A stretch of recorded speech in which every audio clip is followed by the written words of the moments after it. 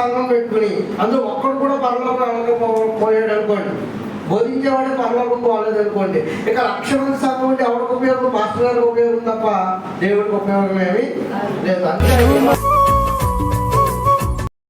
ముందుగా పరలోకమందు ఉన్న దేవాతి దేవునికి చేరువచ్చిన దేవుని పిల్లలైన మీకు అందరికీ క్రీస్తు వారి ద్వారా నా శుభాలు, నా వందనాలు తెలియజేస్తున్నాను. ప్రియులారా, దేవుడి యొక్క మహాకనికర, ఆయన అపారమైన ప్రేమలను బట్టి చాలామందికి లేని ఒక గొప్ప సదావకాశాన్ని దేవుడు చేరువచ్చిన బిడ్డలైన మనందరికీ దేవుడు అనుగ్రహించి ఉన్నాడు. లేదంటే ఇప్పటికే మనము సమాజంలోనూ మందిరంలోనూ ఉండాల్సిన వారము కాకపోయినప్పటికీ తన అపారమైన రెక్కల చాటున మనకు ఎలాంటి ఉగ్రత తగలకోకుండా మనల్ని కాచి ఆయన కాపాడుకుని ఆయన ఆరాధించగలిగే గొప్ప ఉన్నతమైన స్థితిని అందించిన దేవాతి దేవునికి మరొకసారి కృతజ్ఞతలు తెలియజేయ బద్దులమై ఉన్నాం. కనుక దేవుడు ఆత్మల సంపాదన కొరకై తన శిలువ త్యాగం భూమి మీద చేసిన తర్వాత భూమి మీద ఉన్న ప్రతి మనిషి యొక్క పాపాన్ని ఆయన పరిహరించాలి అని భూమి మీదకి యేసుక్రీస్తు వారి రాక జరగటం అనేది జరిగింది. అండ్ ఫేస్బుక్లోను రీల్స్ వచ్చే వీడియోలోను ఒకడు ఏమన్నాడంటే, యేసుక్రీస్తు తనంతట తాను తన రక్తాన్ని పాపక్షమాపణ నిమిత్తం దారబోసాడు అందరి నిమిత్తం అని చూపించిన వాడికి ₹1,00,000 ఇస్తానన్నాడు. ఆ ₹1,00,000 మనకు అక్కర్లేదు. కానీ మత్తయి సువార్త 26వ అధ్యాయంలో బల్ల తీసుకుంటున్నప్పుడల్లా మనం చదివేది అదే. ఆయన ఏమంటాడు? ఇది నా నిబంధన విషయమైన నా రక్తము. ఏం చేస్తుందట? అది ప్రతి పాపముల నుండి విమోచన కలిగిస్తుంది అని ఎవరు చెప్పారు ఆ మాట? స్వయాన యేసుక్రీస్తు ఒక గిన్నె పట్టుకుని, ఆయన అప్పగింపబడిన రాత్రి ఒక గిన్నె పట్టుకుని కృతజ్ఞతాస్తుతులు చెల్లించి, ఇది అనేకుల కొరకు చిందించబడుచున్న నా నిబంధన రక్తము. ఏం చేస్తుంది అది? ప్రతి పాపము నుండి మనుషులను విమోచన చేస్తుంది. పాప క్షమాపణ నిమిత్తం చిందించబడుచున్న నా రక్తం అన్నాడు. కనుక అలాంటి మాటలు ఇంకా సువార్తల్లో చాలాసార్లు ఆయన ప్రస్తావించాడు, మాట్లాడాడు. ఈ పనికిమాలందరికీ దేవుడి వాక్యం సరిగా తెలియక ఏదో ఒక రకంగా బురద జల్లాలన్న ప్రయత్నం వారిది. ఇక ఆ విషయాన్ని కాస్త పక్కన పెడితే వాక్యంలోనికి వెళ్ళగలిగితే, ప్రియులరా, దేవాతి దేవుడు మనుషులందరినీ ఏం చేయాలనుకున్నాడంటే, భూమి మీద ఉన్న ఏ మనుషులు కాపాడలేని ఒక ప్రణాళిక భూమి మీద తన కుమారుడి ద్వారా మనకు వేయటం, ఆ ప్రణాళికలో భాగంగానే ఆయన రక్తం చిందించబడటం, ఆ ప్రణాళికలో భాగంగానే ఆ చిందింపబడిన రక్తం ద్వారా మన పాప విమోచన చేయటం అనేది మనం బైబిల్ గ్రంథంలో చూస్తూ ఉంటాం. అది దేవుని యొక్క అనాది ప్రణాళిక.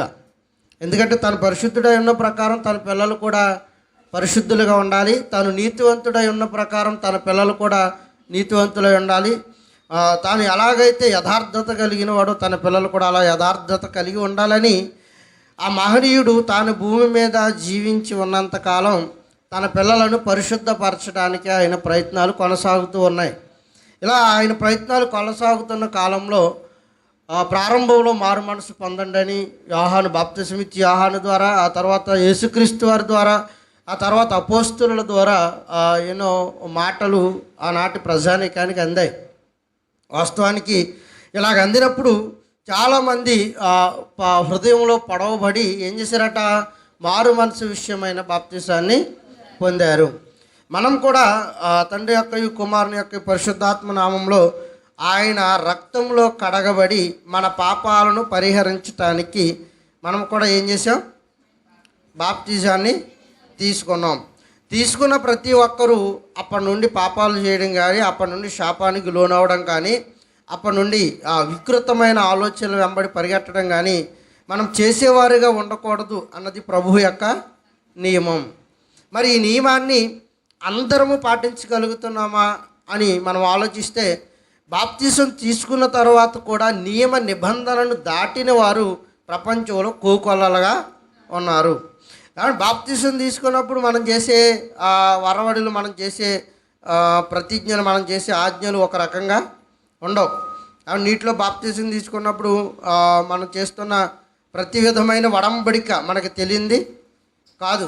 ఇలా ఈ వడంబడికలో ప్రభువా నేను ఎప్పటికీ తప్పిపోనని, ప్రభువా నేను ఇంకెప్పటికీ పాపం జోలికి వెళ్ళనని, ప్రభువా నేను ఎప్పటిని పాపిగా ఆశ్రయించనని ప్రభు పక్షాన మనం తీర్మానం చేసుకుని ఆయన రక్తంలో కడగబడి తరువాత ప్రార్థనా నియమావళిని పాటిస్తూ ఆరంభంలో చాలా ఉధృతంగా చాలా అగ్ని వేడిమితో రగిలిపోతూ ఉంటాం. గత ఒక 2, 3, 4 వారాలు గడిచేసరికి అగ్ని కాస్త ఏమైపోద్ది, చల్లారిపోతూ ఉంటుంది. ఎందుకంటే రోజు వెళ్ళే ప్రార్థనే కదా అనుకుంటాం. వాస్తవానికి అసలు ఎన్ని రోజులు గడిపేస్తున్నాం మనం ప్రార్థనలో? ఎన్ని రోజులు గడిపేస్తున్నారు? సోమవారం వస్తున్నారా? మంగళవారం, బుధ, గురి, శుక్ర, శని, ఆదివారం. ఈరోజు ఏం నికరంగా వస్తున్నారా? రారు. వచ్చేదే వారంలో ఒక్కరోజు. ఈ మిగతా రోజులన్నీ ఎవరి పనులు చేసుకున్నారు? మన పనులే. ఈ 5-6 రోజులు కూడా ఎవరి పనులు చేసుకున్నారు? మన సొంత కార్యక్రమాల్లోనే నిమగ్నం అయిపోయాం. 7వ రోజు కూడా సొంత పని ఎట్టేసుకున్నాం అనుకో, ఇంక నీ అంత దౌర్భాగ్యం ఇంకెవడం కూడా ఉండడు. ఎందుకంటే దేవుడు నీకు టైం ఇచ్చాడు మట్టిలోకి వెళ్ళకోకుండా. నువ్వు దేవుడికి ఏమి ఇవ్వాలి? ఆ సమయం దేవుళ్ళో గడపాలి. అది వారి ఇష్టం. ఇక మనం ఎన్నన్నా వారు మారరు, కానీ నోటి ఆవిరిపోవాలి తప్ప వాళ్ళ హృదయంలో మార్పు రాదు. ఎందుకంటే వారు విననొల్లని ప్రజలు, చెడు మనస్సు కలిగిన వారు. ఇక చెడు మనస్సు కలిగిన వాడికి ఎన్నిసార్లు చెప్పినా ప్రయోజనం ఏముంటుంది చెప్పండి ప్రియులారా? తాగొద్దు తాగొద్దు తాగొద్దు అన్న వాడి మనసే తాగుడు మీద ఉంది, ఇక తాక్కోకుండా ఎందుకు ఉంటాడు? కనుక చెడిపోయిన వాడు అని అసహ్యమైన కార్యాలు చేసేవారు అంటాడు బైబిల్ గ్రంథంలో. ఇలాంటి అసహ్యమైన చెడు కార్యక్రమాలు చేసేవారికి ఎంత చెప్పినా అర్థం కాదు. అండ్ ఆయన మాటకు లోబడేవారు అయినా ఆయన ఆజ్ఞకు తూచా తప్పకుండా మీరు పాటించేవారుగా ఉండండి. అండ్ ఆయన ఆజ్ఞకు గౌరవం ఇవ్వాలని, ఆయన నిబంధనకు మనకు కట్టుబడి ఉండాలని, ఆయన నిబంధన వెంబడి మనం నడవాలని అనుకున్నవారైనా సరే ఆదివారం రాగానే ఏ పనులు మీరు పెట్టుకోకండి. ఎందుకంటే మందలుగా ఆయన ఆరాధించేస్తున్న ఆయనకి ఇష్టం అనేది ఉండదు. ఏమో ఈ మందలో ఎవడు పరలోకి వెళ్ళబోతే ఎవడికి ఉపయోగం? 1,00,000 మంది సంఘం పెట్టుకుని అందులో ఒక్కడు కూడా పరలోకం వెళ్ళకపోయాడు అనుకోండి, బోధించేవాడే పరలోకం పోలేదనుకోండి, ఇక 1,00,000 మంది సంఘం ఉండి ఎవడికి ఉపయోగం? పాస్టర్ గారికి ఉపయోగం తప్ప దేవుడికి ఉపయోగం ఏమీ లేదు. అందుకే ఆయన ఏమన్నాడంటే ఒక్క పాపినైనా మీరు కాపాడండి అన్నాడు. కనుక 2-3 ఎక్కడ కూడి ఉంటారో అక్కడను వారి మధ్య ఆయన ఉంటాడు. అందరూ కూడి ఉన్న ఆయన ఉంటాడు. ఇక ఈ ఆదివారం, సోమవారం, శనివారం, మంగళవారం, బుధవారం, గురువారం, శుక్రవారాల్లో ఏ రోజు మనం ఆరాధనకు వెళ్ళకపోయినా ఒకే ఒక్క దినాన్ని ఆరాధన కొరకు నియమించుకున్నాం. ఆ ఒక్క దినం కూడా చాలా పనులు ఉంటాయి మనకి. ఈ ఒక్క ఆరాధన దినంలో కూడా చాలా పనులు ఉంటాయి. మీరు ఆలోచించండి, ఒక్క దినంలో 2 గంటలు దేవుడికి ఇవ్వలేకపోతుంటే ఇక దేవుడు నీకు ఏం కార్యాలు చేయాలి? ఏదైనా వస్తేనేమో దేవుడిని పడుకోనేమో, పాస్టర్ గారిని నిద్రపోనేమో, ఏమీ రాకపోతేనేమో ఇక దేవుడు అక్కర్లొద్దు, అయ్యగారి ముఖం కూడా అక్కర్లొద్దు. పాస్టర్ గారు వెళ్తున్నారని ఎవరన్నా చెప్పింది అనుకోండి, 7 సైడ్లు వెళ్ళనవే అంటుంది. చూసారా? మరి అప్పుడు ఇక్కడికి వచ్చి ఏడిసేద్ది.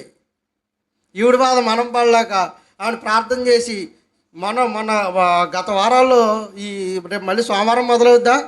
సోమవారం నుంచి సతీష్ పని, నా పని ఏంటంటే రోగులైన వారందరూ మళ్ళీ ఆదివారం దేవాలయానికి తెచ్చుకోవడం. రోగులైపోతారా? సోమవారం నుంచి రోగులైపోతారు మన వాళ్ళు చాలామంది. వెళ్ళాలి, ప్రార్థన చేయాలి, విడుదల కలిగించాలి, మళ్ళీ దేవాలయంలో కూర్చోబెట్టుకోవాలి, మళ్ళీ వెళ్ళాలి, మళ్ళీ ప్రార్థన చేయాలి, మళ్ళీ దేవాలయంలో కూర్చోబెట్టుకోవాలి. విడుదలైన వారం వచ్చేస్తారండి. విడుదలైన వారం మహాభక్తి, విడుదలైన 2వ వారం కూడా కొంచెం భక్తి తగ్గుతూ ఉంటుంది అనమాట. ఆ తర్వాత విడుదలైన 3వ వారం ఇక దేవాలయంలో కనబడరు. మళ్ళీ ఏదన్నా రోగం రావాలా, మనకు ఫోన్ రావాలా, వెళ్ళాలా, మళ్ళీ విడుదల చేయించుకోవాలి. ఏంట్రా మనకి బాధ అనుకుంటూ ఉంటాం. మళ్ళీ విడుదల కలిగించుకోవాలా, మళ్ళీ తీసుకు తెచ్చి దేవాలయంలో కూర్చోబెట్టుకొని నికరంగా ఉంటారా వచ్చిన వాళ్ళు? ఇక ఇలాంటి వాళ్ళు ఎందుకు లేపాలి? ఈసారి వెళ్ళినప్పుడు ఇక లేపకు ప్రభు అని చేసి రావాలి ప్రార్థన, అంతేనా? అలా మీరు అనుకోరు, అలా చేయలేడు. కానీ ఈసారి వెళ్ళినప్పుడు ప్రభు ఇంక ఈయన లేపకు, ఎందుకంటే ఇటు పరలోకం వెళ్ళాలని కానీ ప్రార్థనకు రావాలని వీడి మనసులో ఉండదు. లెగిసిపోయి మళ్ళీ ఇటు పనికి పోతాడు. మళ్ళీ అలాంటి వాడికి ఎందుకయ్యా స్వస్థత అంటే, వ్రతాలు పట్టేసిన వాళ్ళకి గర్భఫలాలు ఇవ్వడు ఈయన. అప్పుడప్పుడు మొహమాటానికి అండి, అప్పుడప్పుడు ముఖం చూపించుకుంటే అమ్మో కులం తక్కువ వాళ్ళు దేవుడిని నమ్మేసుకుంటున్నామేమో అనుకుని ఎవరైనా కించపరిచేస్తారేమని అర్ధరాత్రులు వచ్చేవారు కొంతమంది ప్రార్థనకి. అప్పుడేమో మనం తినేసి పడుకునే టైం కదా. మరి దేవుడు పని ఇచ్చినప్పుడు ఏం చేయాలి? సావైనా బతికైనా ఫరో ఎదుటికి వెళ్ళి నిలబడంటే మోషే ఏం చేశాడు? చచ్చినట్టు వెళ్ళాడు, చంపేస్తాడని భయంతో వెళ్ళాడు, వెళ్ళి నిలబడ్డాడు. అని వీళ్ళు అర్ధరాత్రి వస్తారు. అర్ధరాత్రి 12ంటికి వచ్చి ప్రార్థన చేసుకోగానే దేవుడి బాధ ఏంటంటే గర్భఫలం ఇస్తే విశ్వాసంలో అయినా నిలబడతారేమో అని. అండ్ కొన్నాళ్ళుగా విశ్వాసంలో స్థిరపడిపోయి అడుగుతున్న వారికి ఇవ్వకపోయిన వాళ్ళు ఎక్కడికి వెళ్ళరు, దేవుళ్ళలోనే ఉంటారు. కానీ ఈ ఎలాగోలాగా నిలబెట్టాలని అండ్ అడగగానే ఇచ్చేస్తాడు ఆయన. అడగండి ఏమన్నాడు, ఇస్తానన్నాడు. ఇచ్చేసిన తర్వాత మళ్ళీ దేవాలయంలో ఉంటారంటే ఇక ఈ పుట్టినోడు రాడు. పుట్టినోడు ఎలాగ నడవడు అనుకోండి, ఆ తల్లి అయినా రావాలి కదా, దుర్మార్గురాలు కనేసిన తర్వాత ఆవిడ రాదు, ఆ బుడ్డోడిని తీసుకురాదు, అలా ఆయన ఎలాగ రాడు అనుకోండి, అది వేరే విషయం. కనుక ఇలాంటి దుర్మార్గులుగా, దగాకోరులుగా, ద్రోహులుగా, ఎందుకంటే దేవుడు వచ్చి తిట్టాడు కదా, నేనే తిట్టాలి. దేవుడు వచ్చి ఇక్కడ నిలబడి ప్రతి ఒక్కరిని నిలబడి ముఖం మీద చెయ్యట్టి ఇళ్ళల్లో తిడతాడేంటి? తిట్టినా నేనే తిట్టుకోవాలి, మీరు నన్ను ఏమన్నా తిట్టినా నేనే పడాలి, ఆయనేం పడ్డు. కనుక ఇలాంటి మనుషులుగా మీరు ఉండకండి. ఎందుకంటే నిలువెల్ల గాయాలతో ఎంతకాలం ఉంటారు? ఎప్పుడు చేసినా డ్రెస్సింగ్ చేస్తాం, ప్రతి వారం డ్రెస్సింగ్ చేస్తున్నామా? శనివారం చేస్తున్నాం, ఆదివారం చేస్తున్నాం, మంగళవారం నెల నెల ప్రార్థనలు చేస్తున్నాం, అయినా ఈ గాయాలు మానం. ఎక్కడ చూసినా మళ్ళీ కొత్త పుండే. ఇది మానేసింది అనుకుంటే ఇంకొక రాచపుండే వేసేసుకుంటారు. కనుక ఏం చేయాలి అన్నప్పుడు దేవుడు సమయాన్ని ఇచ్చాడు, మీరు సమయమును పోనీయక దాన్ని ఏం చేయమన్నాడు? సద్వినియోగపరుచుకోండి అన్నాడు. ఈ 6 రోజులు మనకే ఉపయోగించుకుని 7వ రోజులో కూడా మళ్ళా ఎండింగ్లో వస్తూ ఉంటాం. ఇక పాస్టర్ గారు ఆమెనని ఎప్పుడైనా ఎత్తాడు, టైం చూసుకుంటాం, 2-1 గంటలోపు ఆమెను అనేస్తాడు, ఆడికి ఆయాసం వచ్చేస్తే వదిలేస్తాడు అని కరెక్ట్గా 1:15 గంట వచ్చేవాళ్ళు కూడా ఉన్నారు. ఇలాంటి అలవాట్లు దురలవాట్లు అంటారు వీటిని. చెడ్డ అలవాట్లు అంటే సిగరెట్గా వెళ్చడం కాదు, టయానికి ప్రార్థనకి వెళ్ళకపోవడం కూడా చెడ్డ అలవాటే, బ్యాడ్ హ్యాబిట్ అంటారు. దురలవాట్లు ఇవి. టయానికి ఆ టైం కాగానే గంట కొట్టేది. అన్నం తినేది మానేస్తామా? ఇవాళ ఆదివారం కదా ఎందుకులే అంటామా? శుభ్రంగా తినేస్తాం. ఆదివారం పైపెచ్చి ఇంకో 2 ముద్దలు ఎక్కువ తినేస్తారు, ఎందుకంటే మాంసం కూర కదా. ఇంకో 2 ముద్దలు గిన్నెలో ఆ రోజు కుండలో అన్నం ఎక్కువ వండుతారు, గుప్పుడు బియ్యం ఎక్కువ వేస్తారు. కానీ దేవుణ్ణి ఆరాధించడానికి మాత్రం రారు. మరి ఎలాగండి వీళ్ళని ఎలా తీసుకురావాలో ఒక ఐడియా ఇవ్వండి, ఎలా సన్నిధానంలో కూర్చోబెట్టాలో ఒక ఐడియా ఇవ్వండి. మీరు ఇన్ని మాటలు చెబుతామో మళ్ళా వారం చాలా ప్రయాణాలు తగులుతాం మన వాళ్ళకి. నిజమేనండి, నాకు విసుగొచ్చేద్ది, అయినా ఏం చేస్తాం, మళ్ళీ చెప్పాలి. నేను చెప్పమన్న మాట నువ్వేం చేయమన్నాడు? చెప్పమన్నాడు. వారు వినినా నువ్వు వినకపోయినా నువ్వు చెప్పరా బాబు అన్నాడు. చెప్పకపోతే నాది నేరం అయిపోద్ది కదా మరి. అందుకే ప్రతి వారం డప్పు కొట్టుతూ ఉండాలి ఇవి. కనుక ఈ డప్పు ఎప్పటిదాకా కొట్టాలంటే మానేశ్వరు ఉన్నంతకాలం డప్పు కొట్టేవాడు ఉండాలి. కనుక ఇలా దేవుడు ఇచ్చిన ఒకే ఒక్క రోజు, ఆ ఒక్క రోజులు ఎన్ని గంటలు గడుపుతాం దేవాలయంలో? 11 గంటలకు వస్తాం, నికరుంటాయి 8. మేము 10ంటికి వచ్చి కూర్చుంటాం అనుకో, మాకు పైన పాట అని 10ంటికి వచ్చి కూర్చుంటాం. మీరేం 11-11:30కు వస్తారు. 11:30కు వచ్చిన తర్వాత అని మరలా ఎన్ని గంటలు? 1 గంట పాటలు, వాళ్ళు పాటలు ఎక్కువ పడిన బాధే. ఒక 20 నిమిషాలు సాక్ష్యాలు అయిపోయిన తర్వాత ఇక పాస్టర్ గారు ఇచ్చుకున్నారు కానీ పూర్వకాలం సాక్ష్యం జ్ఞాపకం ఆయన వదలడు. ఇలాగ పాస్టర్ అమ్మ గారికి ఏమైనా ప్రారంభం వచ్చిందానికి ఈవిడ మైకి ఇచ్చుకుంటే ఈవిడ వదలదు. ఇక నాకు టైం ఎక్కడ ఉంది మరి? 1 గంట అయిపోతేనే మీరు నన్ను వదిలేమంటారు. ఇక వాక్యం చెప్పడానికి అవకాశమే ఉండదు. జాగ్రత్తగా పాట పాడుకుని జాగ్రత్తగా వెళ్ళొచ్చిండ్రు అబ్బాయి అనుకోవడానికి ఇక్కడ కూడుకుంటుంట. చాలా సంఘాలు ఉన్నాయండి, అని 2-3 ఉంటారు. ఒక్కొక్క సంఘంలో 4-5 మించి ఉండరు. ఈ 4-5 మించి ఉండడానికి కూడా సంఘాలే ఈ మధ్య. ఈ సంఘాల్లో కూడా మళ్ళీ ఇక్కడొకటి, ఇంకొక దుకాణం. ఇక్కడ అర్జెంటుగా ముగించేసుకోవాలి. ఈయన 2 వచ్చాడు అనుకోండి, ఒక పాటలో ఒకలైనా వాడతాడు. ఇక 4తో మరి పని ఏమవుద్ది? ఆమెను అంటాడు, వెళ్ళిపోతాడు ఇంకా సంఘానికి. మనకు అలా లేదు, చాలా తీరిగ్గా టైం ఇచ్చాడు మనకి, చాలా సుదీర్ఘంగా ఆరాధించుకునే సమయాన్ని ఇచ్చాడు మనకి. అయినా మనం ఎన్ని మాటలు చెప్పినా మనం నిన్నటి వారమే కానీ రేపటి వారం కాము. అంటే మారు మనసు పొందని వారు అని చెబుతున్నాను. పాత బతుకులోనే ఉంటాం తప్ప నూతన తిత్తిలోనికి ఆయన రమ్మన్నా రారు. ఇలాంటి వారిని ముళ్ళెట్టు పొడిచిన కత్తెట్టు పొడి చేసిన మనం అంతకులం అయిపోవాలి తప్ప వాళ్ళు మారరు. అందుకే మారాలి, నీ మనసే మారాలి. ఇలాగని ఒక ఆవిడ మొత్తం మారిపోయింది అని ఇక వీళ్ళందరూ నేను మార్చలేను. ఇక మరి ఏటి అయిన ఉద్దేశాలు అన్నప్పుడు ఇగో ఈ దౌర్భాగ్యులందరినీ ఏం చేయాలట? ఆయన రక్తంలో కడుక్కోవాలి అన్నది ఆయన ప్రధానమైన సంకల్పం. కడిగాడు. ఒకప్పుడు నీచులం, ఆయన రక్తంలో కడగబడిన తర్వాత పవిత్రులంగా మార్చబడ్డాం. ఒకప్పుడు దొంగలం, ఇప్పుడు దొరలం. ఒకప్పుడు అబద్ధికులం, ఇప్పుడు నీతివంతులం. ఒకప్పుడు లోపులం, ఇప్పుడు ఆయనలోనికి వచ్చిన తర్వాత సమస్తాన్ని క్రమపరుచుకున్న గొప్ప ఆశాజీవులముగా బ్రతుకుతున్నవారు. ఇలా దేవుడు తన పిల్లలైన వారందరినీ పవిత్రపరుచుకోవాలని పవిత్రపరుచుకున్న ఆ సంకల్పంలో ఆయన ప్రాణత్యాగం, ఆ త్యాగం ద్వారా, ఆ రక్తం ద్వారా మనల్ని కడుక్కోవాలి. అండ్ ఆయన కడుక్కున్న తర్వాత నిబంధనను మీరిన చాలామంది దౌర్భాగ్యులు ఈరోజు మనకు కనబడుతూ ఉంటారు. ఆ నిబంధన పెళ్ళిలో మనం చేస్తున్న పెళ్ళినాటి ప్రమాణాలు, వ్యాధినందును, బాధనందు, కష్టమందు, శ్రమందు ఏం చేస్తాను, నేను మా ఆయన గారిని విడిచిపెట్టను అంటాడు. ఈ పాస్టర్ గారు బాధపడలేక చెబుతున్నారేమో అనుకుంటున్నాను నేను. పెళ్లి చేసి రిజిస్టర్ బాధపడలేక అమ్మ నేను చెప్పమంటాడు కదా. కానీ బాధ ఎందు, వ్యాధి ఎందు, కష్టమందు, శ్రమందు ఏం చేయాలట, భర్తను విడిచిపెట్టేవారుగా ఉండకండి అని ఇద్దరి చేత పెళ్లినాటి ప్రమాణాలు చేస్తాడు. అండ్ వాస్తవానికి ఈ ఇద్దరు కాపురాలు సక్రమంగా చేస్తున్నారా ఈరోజు అంటే కొంతకాలం అయిన తర్వాత వ్యాధి రావట్లేదు, బాధ రావట్లేదు, ఏదో దిక్కుమాలిన కోరికలు వచ్చేసరికి ఈ కోరికలకు లొంగిపోయి ఏమైపోతున్నారు, తమకు ఇవ్వబడిన జీవిత కాలాన్ని నాశనం చేసుకుంటున్నట్టు, తనకి ఇవ్వబడిన పెళ్లినాటి కాలాన్ని, దాంపత్య జీవితాన్ని నాశనం చేసుకుంటున్నట్టుగా దేవుడు మనల్ని కడిగాడు, పాపాన్ని కొరకు కడిగాడు. కడిగిన నిబంధన వాళ్ళు ఎలాగైతే మీరారో ఈరోజు సమాజంలో ఉన్నవారు కూడా నిబంధన మీరమని ఆజ్ఞ ఆయనకి ఇచ్చి ఆయన దగ్గర వడంబడిక చేసుకుని అండ్ ఆయన సన్నిధానంలోకి వచ్చిన తర్వాత ఈరోజు ఆయన నిబంధనను మీరుతున్నవారు ఆయన ఒకరు ఇద్దరని కాదు, అందరూ మీరిపోతున్నారు.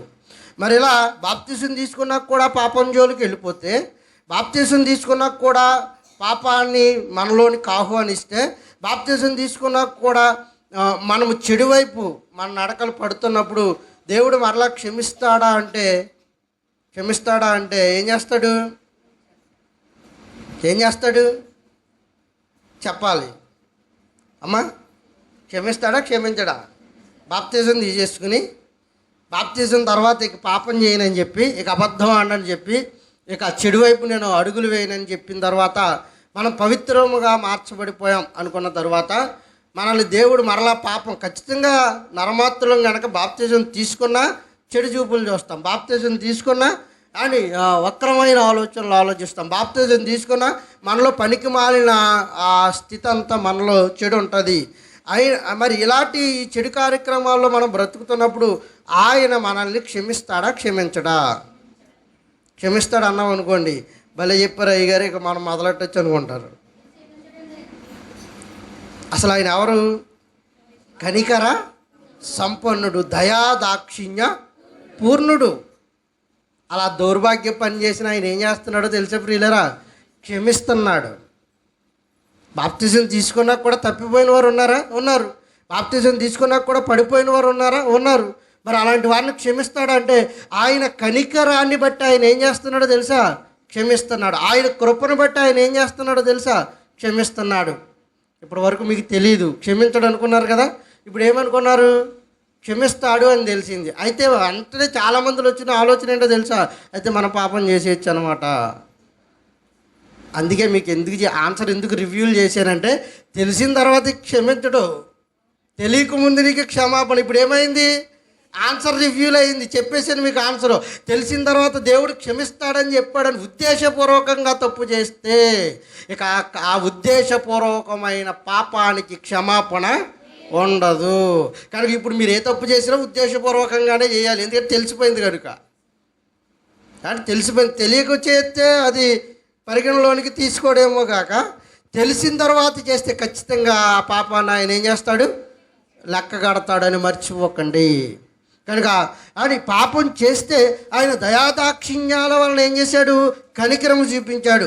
ఆయన ప్రేమాప్యాయతల వలన తన పిల్లలైన వారందరికీ మరొక అవకాశాన్ని ఇచ్చి, నాయన ఇదిగో నా పిల్లల్ని మీరు నిందించేవారుగా ఉండకండి. పడిపోతున్నాళ్ళే, తాగడం మొదలెట్టాళ్ళే, వాడిని నిందిస్తే ఇంకా తాగబోతూ అయిపోతాడు, వాడిని కాస్త ఆదరించే మాటలు చెప్పండి.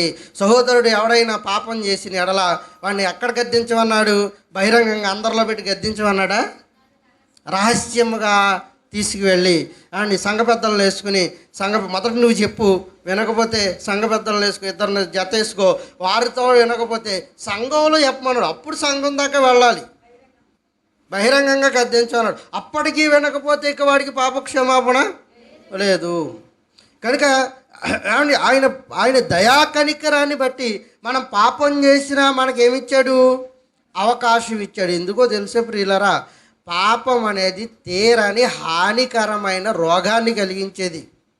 ఇది భౌతిక సంబంధమైనది కాదు. ఇది దేవుడి యొక్క యుద్ధం ఎవరితో తెలుసా ప్రియులారా?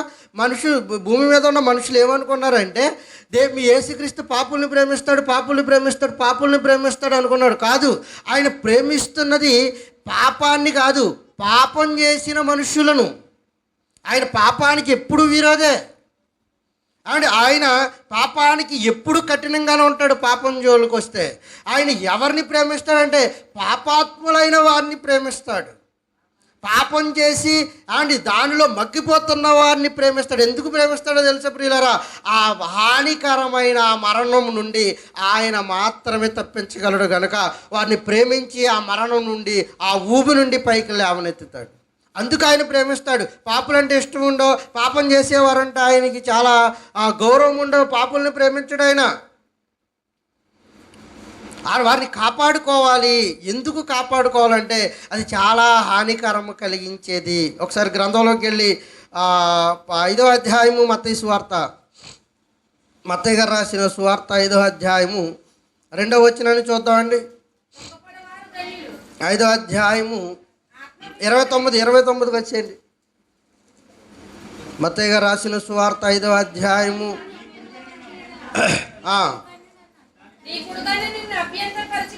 నీ కుడి కన్ను నిన్ను అభ్యంతరపరిచిన ఎడల దానిని పెరికి నీ వద్ద నుండి పారవేయము.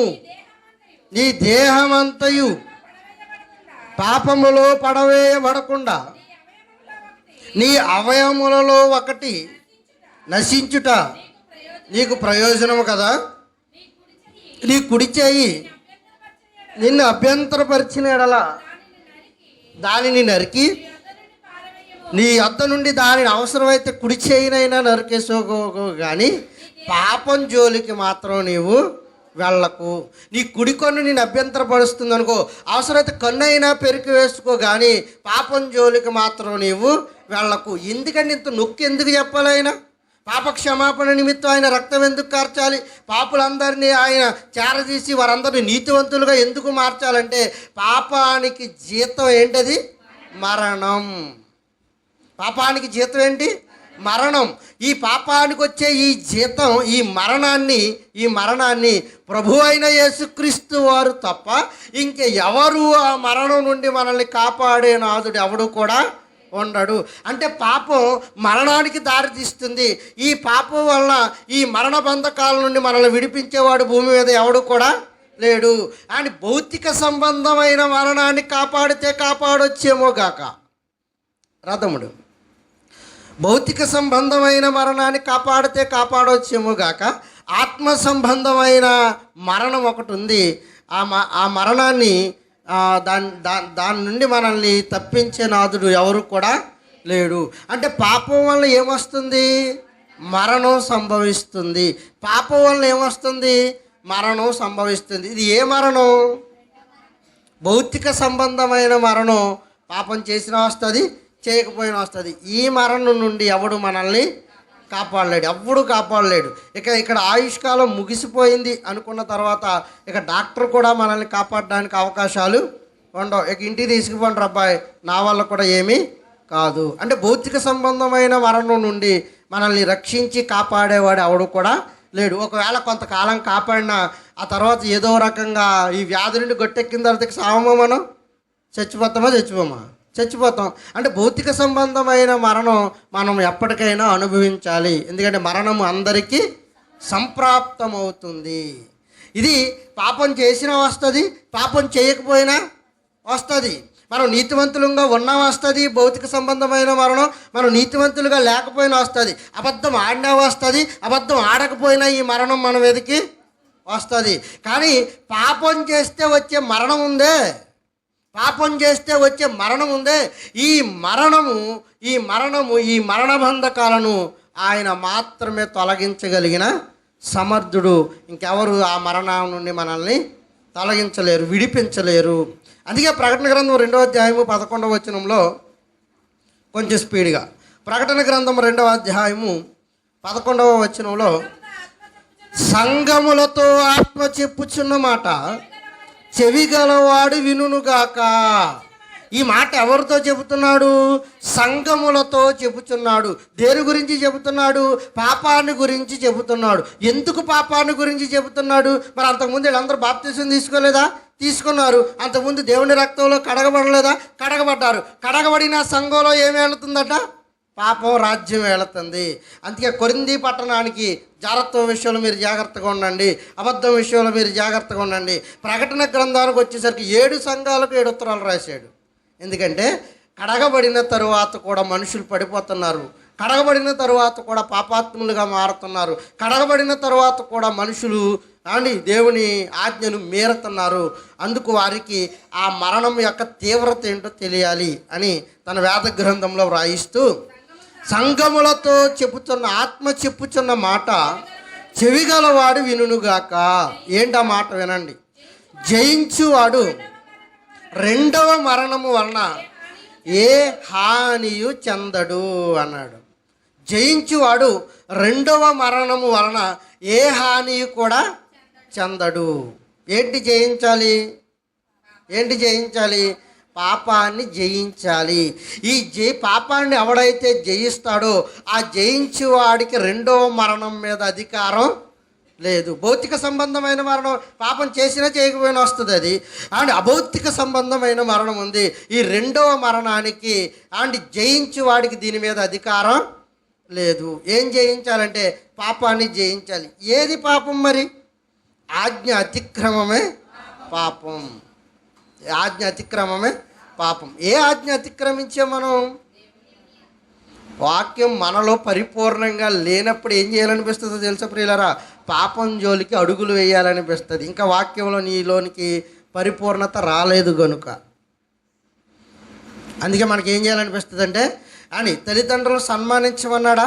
తల్లిదండ్రులు ద్వేషించడం కూడా ఏంటి? పాపమే.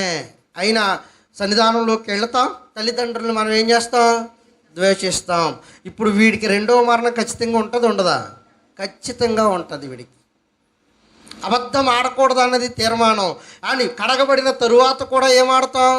అబద్ధం ఆడతాం. వీడికి రెండవ మరణం గ్యారంటీయా? గ్యారంటీ. ఇంకా చిన్న విషయం చెప్తాను మీకు. సహోదరుని ద్వేషించేవాడు ఎవడు? నరహంతకుడు అన్నాడు. సహోదరుని ద్వేషించేవాడు ఎవడు? నరహంతకుడు అన్నాడు. మన సహోదరుని ఎవరైనా ద్వేషంతో చూస్తున్నాం అనుకోండి ప్రియులారా, మనకి రెండో మరణం మీద అధికారం ఉంది. మొన్న బల్లారాధనలో చెప్పాను, మనం సహోదరుని ప్రేమించిన ఎడల రెండో మరణం మీద మనకి అధికారం ఉండదని చదివించాను. సహోదరుని ప్రేమిస్తే మనకు రెండవ మరణం మీద అధికారం ఉండదు, వాడు దాని నుండి తప్పించబడతాడని మనం విన్నాం.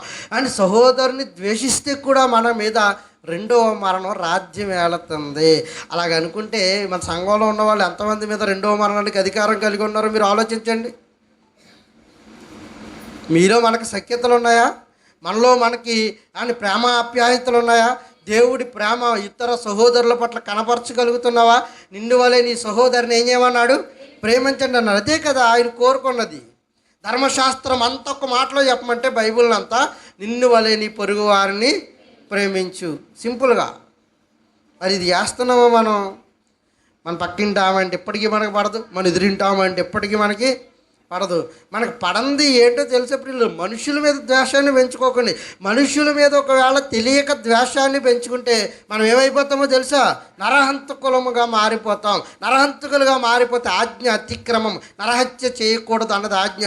నరహంతకులుగా మారామంటే ఆజ్ఞ అతిక్రమించాం. ఆజ్ఞ అతిక్రమించామంటే ఖచ్చితంగా రెండవ మరణానికి అధికారం ఇచ్చినట్టే. అది ఏం చేస్తుందో తెలుసా? హాని కలగజేస్తుంది అన్నాడు. చూడండి అక్కడ రెండవ మరణం ఏం చేస్తుంది? పాపము ద్వారా వచ్చే మరణం మనకి హాని కలగజేస్తుంది. ఎలా హాని కలగజేస్తుంది? మన శరీరం అంతా అందులో వేయబడి నిత్యాగ్ని దండంలో యుగ యుగాలు కాలాలి. శరీరం అనగానే మళ్ళీ ఇది కాదు, మహిమ దేహం ఇస్తాడు మనకి. మహిమ దేహం ఉందా? అని మనకి ఈ గుడారం కాక ఇంకొక గుడారాన్ని వేస్తాడు, ఇంకొక షూట్ ఉంది పైన. ఈ షూట్ను మనకు ధరింపజేస్తాడు. ఈ మహిమ కలిగిన దేహంతో మనం నిత్యాగ్ని దండంలో ఎప్పటికీ కాలుతూనే ఉండాలి. అందుకే రెండో మరణం మన మీద రాజ్యం చేయకోకుండా ఉండాలంటే మనలో ఉండకూడనిది ఏంటి? పాపం జోలికి మనం వెళ్ళకూడదు. క్షమించాడు అయినా మరలా పాపం జోలికి వెళుతున్నాం అనుకోండి, మన యుద్ధం ఎవరితో చేయాలంటే పాపం చేసిన వాడితో కాదు, పాపంతో యుద్ధం చేయమన్నాడు. దేనితోటి? పాపంతో యుద్ధం చేయాలి. మన విరోధి ఎవడంటే పాపం చేసిన మనిషి కాదు. పాపం. నీ సహోదరుడు నిన్ను ద్వేషించాడా, వాడు ద్వేషించబడిన పాపం మీద కక్ష పెట్టుకో, కానీ వాడి మీద మాత్రం నువ్వు కక్ష పెట్టుకునేవాడిగా ఉండొద్దు. అందుకే నీ కుడి చెంప కొట్టిన వాడికి నీ ఎడమ చెంప కూడా తిప్పమన్నాడు. ఎందుకు అలాగ అన్నాడంటే, నిజంగా నువ్వు ఒకడు కొట్టినాడు ఆంటీ చిత్త కొట్టేసేవాడు కూడా కర్రెత్తి నువ్వేమైపోతావు?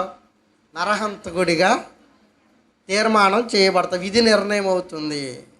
అప్పుడు మనం ఏం చేయబడతామంటే రెండో మరణం మన మీద అధికారాన్ని ఏళ్తుంది. అందుకే దాని అన్నాడు, రెండో మరణానికి సంఘములతో ఆత్మ చెప్పుతున్న మాట చెవిగలవాడు వినుగాక. జయించువాడు. ఏది జయించువాడు? సహోదరుని ప్రేమించలేకపోతే ప్రేమించాలి, దాన్ని జయించడం. అబద్ధం ఆడటం మానలేకపోతే అబద్ధం ఆడటం విడిచిపెట్టాలి, దాన్ని అబద్ధాన్ని జయించడం. నరహత్యను జయించడం, తల్లిదండ్రులు విద్వేషంతో ఉన్నవారిని జయించడం. ఇలా జయించి వానికి ఏమేస్తాడట? రెండవ మరణము వలన ఏ హానియు చెందడు. ఈ జాగ్రత్త చెప్పడం మానేసింది సమాజం. అని ఏమంటున్నారంటే, రోడ్డు అంతా బైక్ వెళ్తుంది అనుకోండి, స్టాండ్ తీసుంది అనుకోండి, స్టాండ్ తీసుంది. ఇప్పుడు అవసరం వాడికి అంత వేగంలో వినపడుతుంది. పడితే ఒకసారి మళ్ళీ స్టాండ్ బయటకు వదలటం మానేస్తాడు. వీడికి ఈ శ్వాసలో సెక్యూరిటీ ఎక్కువైపోయిందండి. ఇది సామాజిక సలహాలు ఇవ్వటం ఎవరికి ఉపయోగం ఉండదు. ఇది వరకు లైట్లు ఉండేవి కాదు, ఏకదాటికి వెలిగే లైట్లు ఉండేవి కాదు బళ్ళకి. ఎవడన్నా ఎదుర్కొని లైట్ వేసుకొస్తాడు, వీడు ముందెళ్ళిపోయి పనిగట్టుకుని ముందెళ్ళిపోయి లైట్ వెలుగుతుంది ఆర్పి అనేవాడు. కొంతకాలం వీటికి అలవాటు పడలేదు, వెలిగే లైట్లు అని తెలియక చాలామంది ఇళ్ళకి పోయి చెప్పారు. ఈ సింపుల్ ఏంటి? లైటు బ్లింక్ అవుతుందిరా కట్టేసుకో అని. ఇది కట్టేసుకొని ఆరే లైట్ కాదు ఇది. ఈ పనులు మానేయండి. ఇటు వల్ల భూమి మీద ఆత్మకు వచ్చిన నష్టం ఏమీ లేదు. మొన్న అక్కడ మేమే 60లో 70లో వెళ్తున్నాం, మమ్మల్ని ఓవర్టేక్ చేసి ఇంకొకటి ఎదరికి వెళ్ళి అమ్మ చీర సర్దుకోమ్మని చెబుతున్నాడు. ఆవిడ ఎవరి దౌర్భాగ్యుడు, ఆ పక్కనే ఉన్నాం, మాకు తెలీదా? మమ్మల్ని ఓవర్టేక్ చేసేస్తున్నాడు. ఇలా ఈడే లారీ కింద పడిపోతే ఆవిడ బాగానే ఉంది, ఏదో చెప్పాలని చెప్పడం కాకపోతే దాన్ని జాగ్రత్తగా ఒక అట్ట పెట్టి ఉంది, చైన్ లాక్కోకుండా ఒక అట్ట ఉంది, దానికి ఎదరు కాలేమో అడ్డంగా ఉంది, అందులో చక్రంలో పడితే దాన్ని చుట్టుకోవడానికి అవకాశమే లేదు. అయినా మమ్మల్ని ఓవర్టేక్ చేసి కాళ్ళలోకి వెళ్ళిపోతాడేమో అనుకున్నాను నేను. ఓవర్టేక్ చేసి చెబుతున్నాడు. ఆవిడకి మంచిదే, ఇలాంటివి చెప్పడం మంచిదే, కానీ వీటి వలన ఏ హాని లేదండి. పడితే ఏ కాలేజీ జరిగితే కట్టేసుకుంటూ అతుక్కుపోతుంది, పెద్ద ప్రాబ్లమే లేదు. కానీ నా ఆత్మకు మాత్రం హానికరం ఒకటి ఉంది. అబద్ధం ఆడావా ఇంకా దాన్ని కాపాడడం ఎవడం వల్ల కాదు. ఎముకల డాక్టర్ దగ్గర తీసుకెళ్ళి కట్టే చేసిన పని అవదు ఇది. కానీ హార్ట్ పేషెంట్ దగ్గర స్టంట్లో ఏం చేసిన పని అవదు. భౌతిక సంబంధమైన రోగానికి ట్రీట్మెంట్ ఉందేమో కానీ ఆత్మ సంబంధమైన రోగానికి ట్రీట్మెంటు లేదు. అందుకే పాపం చాలా హానికరం అన్నాడు. ఈ హానికరమైన పాపాన్ని విడిచిపెట్టకపోతే రెండవ మరణం నుండి మనల్ని కాపాడేవాడు ఎవడు కూడా లేడు. అందుకే ఆయన ఏమన్నాడంటే, యోహాను సువార్త 8వ అధ్యాయం 51, 52 వచనాలు చూసి ముగించుకుందామండి. ఒకడు నా మాట గైకొనిన ఎడల వాడన్నడును మరణము పొందడని మీతో నిశ్చయముగా చెప్పుచున్నాను అన్నాడు. చూడండి అక్కడ, ఒకడు నా మాట గైకొనిన ఎడల, దీని హృదయంలో పెట్టుకునిన ఎడల, నా ఆజ్ఞ పాటించిన ఎడల వాడన్నడును మరణము పొందడు. ఏ మరణం అది? భౌతిక సంబంధమైన మరణం అనుకుంటారు మనోళ్ళు, కాదు. రెండవ మరణం. ఆయన మాట విన్నా చేస్తాం, వినకపోయినా భౌతిక సంబంధమైన మరణం మన మీద రాజ్యం చేస్తుంది. విన్నా చేస్తాం, వినకపోయినా చేస్తాం. ఆయన మాట వినకపోతే చచ్చే మరణం ఇంకొకటి ఉంది, ఇది రెండవ మరణం. ఇది ఎవరికి? ఆత్మకి. అభౌతిక సంబంధమైన మరణం, ఆత్మకుంది మరణం. అందుకే ఒకడు నా మాట విని గైకొని ఎడల రెండవ మరణము నుండి వాడు ఏం చేయబడతాడు? తప్పించబడతాడు. అందుకే మీరు పాపం చేయకండి, పాపం జోలికి వెళ్ళకండి అని పాపంలో ఉన్న సమరయ స్త్రీ దగ్గరికి అంత పని కట్టుకుని ఎందుకు వెళ్ళాడు ఆయన? అంత పని కట్టుకుని ఎందుకు వెళ్ళి అక్కడ కూర్చొని బాధ చేసాడు మీరు ఆలోచించండి. వెంటనే ఆయన మాటలు విన్న ఆమె ఏం చేసిందో తెలుసా? తన పాపాన్ని అక్కడే విడిచిపెట్టేసిందండి. ఎందుకంటే పాపం వల్ల వచ్చే తీవ్రత ఆమెకు బోధించాడు ఆయన. ఆ తీవ్రత, ఆ వినాశనం, ఆ నాశనం అది ఎన్ని యుగయుగాలు ఉండిపోతుందో, ఆ పాపం వలన ఎన్ని యుగయుగాలు మన ఆత్మ చెరలోనే ఉండిపోతుందో, ఇక దాన్ని విడిపించేవాడు ఎవడు ఉండడు అని ఆ తీవ్రత తెలియజేసేసరికి ఆమె అక్కడే తన పాపాన్ని విడిచిపెట్టింది. ఇదిగో నేను చెప్పినవాడిని, నాతో చెప్పినవాడిని నేను చూశాను. ఈ అభౌతిక సంబంధమైన మరణానికి తప్పించుకోవాలంటే ఆయన ఆజ్ఞకు లోబడాలి అన్నాడు. సమరయ స్త్రీ ఆయన మాటకు లోబడింది. ఇప్పుడు ఆమె మీద ఏముండదో తెలుసా?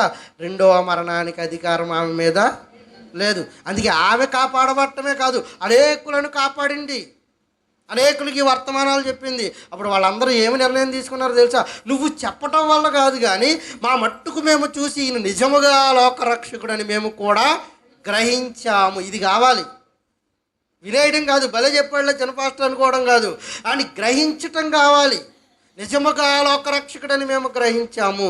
సుంకరి వెళ్ళాడు, పరిసైడు వెళ్ళాడు, ప్రార్థన చేస్తున్నాడు సుంకరి. అని పరిసైడు ప్రార్థన చేస్తున్నాడు, ప్రభువా నేను ఈ సుంకరి వలె అయినను, ఈ చోరుల వలె అయినను, ఈ అన్యాయస్తుల వలె నేను ఉండనందుకు నీకేంటి, చాలా థ్యాంక్స్ అన్నాడు. రైట్. ఇప్పుడు సుంకరి ప్రార్థన చేస్తున్నాడు. ఏమని చేస్తున్నాడో తెలుసా ప్రియులారా? ఆకాశం వైపు ఆయన తలెత్తటానికి కూడా అంత లో గ్రేడ్లో ఎందుకు ఆలోచిస్తున్నాడు ఆయన? సుంకరి వేసినట్టు ఈయన చేయలేడా? అని ఎవడన్నా షూట్ వేసాడు అనుకోండి, మనం వేయలేమా? ఎవడన్నా బూట్ వేసాడు అనుకోండి, మనం కొనుక్కుని వేసుకోలేమా? ఎవడన్నా బెల్ట్ కట్టాడు అనుకోండి, మనం కొనుక్కుని కట్టుకోలేమా? ఎవడన్నా బంగారం ధరించే మనం కొనుక్కుని ధరించుకోలేమా? సుంకరి చేసిన ప్రార్థన అని పరిసైడు చేసిన ప్రార్థన సుంకరి చేయలేడు అనుకుంటున్నారా? కానీ సుంకరి గ్రహించాడు పాపినని. సుంకరి ఏం చేశాడు? పాపినని గ్రహించాడు. అందుకే ఆకాశం వైపు తలెత్తటానికి కూడా ఆయనకు ధైర్యము సరిపోవట్లేదంట. మనం ఇన్ని పాపాలు చేసి కూడా చాలా ధైర్యంగా బ్రతికేస్తాం. ఏంటంటే ఆ ధైర్యం మనకి? అండ్ ఆయన పాపం జోలికి వెళుతూ ఇదిగో తలెత్తటానికి కూడా ఆయనకి ఏమి రావట్లేదట, ధైర్యం చాలక రొమ్ము బాదుకుంటున్నాడట, రొమ్ము కొట్టుకుంటూ ఏమని అడుగుతున్నాడో తెలుసా? పాపినైన నన్ను క్షమించు ప్రభువా అన్నాడు. పాపినైన నన్ను క్షమించు ప్రభువా. ఎందుకు క్షమించాలి? పాపాన్ని ఎందుకు క్షమించాలి? రెండో మరణం మీద అధికారానికి వెళ్ళకూడదు. వెళితే అది చాలా హాని కలగజేసేది. అందుకే దెయ్యాలు పాతాళం అంటే ఏం చేస్తున్నాయట? వణికిపోతున్నాయట.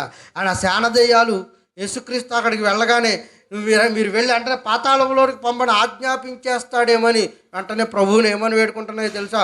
మమ్మల్ని పాతాళంలోనికి పంపడానికి నీవు ఆజ్ఞ పెంచొద్దు. దెయ్యాలే గజగజ వణికిపోతున్నాయంటే ఆ ఉగ్రత, ఆ తీవ్రత ఎంత భయంకరంగా ఉంటుందో మీరు ఆలోచించండి ప్రియులారు. మనల్ని పట్టి విలవిలలాడించి ఏదైనా చేయగలిగిన సమర్థత కలిగిన దెయ్యాలే విలవిలలాడిపోతున్నాయంటే మానవ మాత్రముగా మనం ఏం తట్టుకుని ఉండగలం?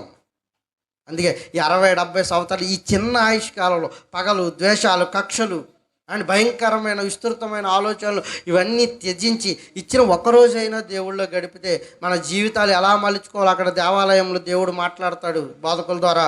అలా మన జీవితాన్ని ఏం చేయాలి? మలుచుకోవాలి. పాపానికి అవకాశం ఇవ్వకూడదు. పాపపు స్త్రీని నిలబెట్టారు, వ్యభిచారం అంతా పట్టబడిందట, తీసుకెళ్ళి నుంచోబెట్టారు. ఆయన ఆయన ఆయన దాడంతా అండ్ పాపం చేసిన వ్యక్తుల మీద కాదు ఆయన దాడి. ఎవరి మీద? పాపం మీదే ఆయన దాడి. సమరయ స్త్రీ ఇక పాపం చేయకూడదు, అందులో విజయం సాధించాడు. విజయం సాధించేవాడికి ఏమడదట?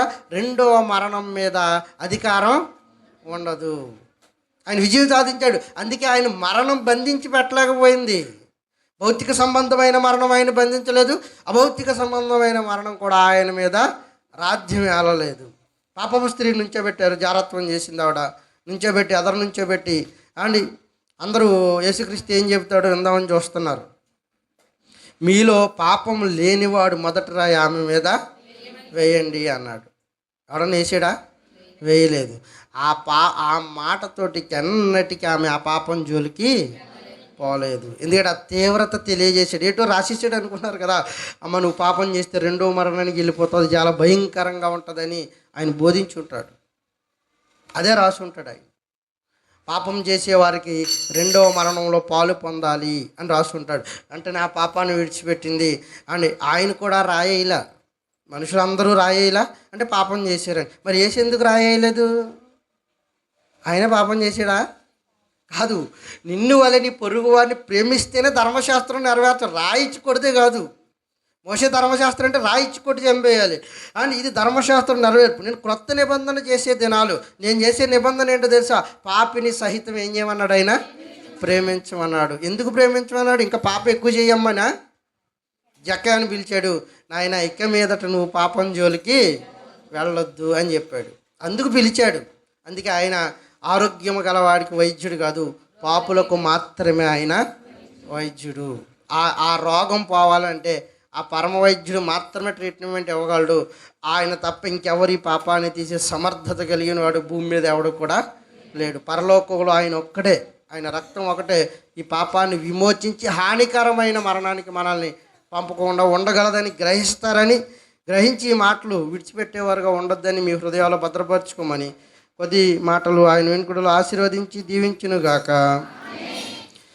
పాపానికి జీతం రెండవ మరణం, అది అగ్ని గుండము అందులో వేదన. పాపానికి జీతం రెండవ మరణం, అది అగ్ని గుండము అందులో వేదన. మహిమకు యేసే మార్గము జీవము, మహిమకు యేసే మార్గము జీవము. అందుకే పొందుకోని పాపము,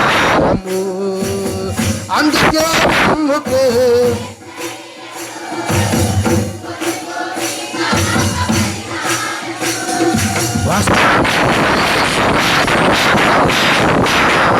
తెస్తానన్న బహుమానం లేకమానునా, రాజు కాకమానునా. తెస్తానన్న బహుమానం లేకమానునా, రాజు వస్తున్నాడు, రాజ్యం తెస్తున్నాడు. త్వరపడి వేగమే రండి, ప్రియుని చేరగరండి. వస్తానన్న యేసురామానునా, తెస్తానన్న బహుమానునా.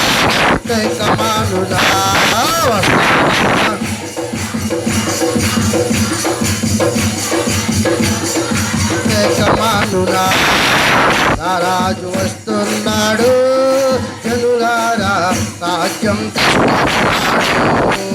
త్వరపడి వేగమే రండి, ప్రభుని చేరగరండి. పాపం చెయ్యొద్దు, మా శాపమేదు ఈ పాప ఫలితం, ఈ రోగ రుగ్మతలు. పాపం చెయ్యొద్దు, ఈ పాప ఫలితం, ఈ రోగ రుగ్మతలు. యేసయ్యగా స్వస్థతకు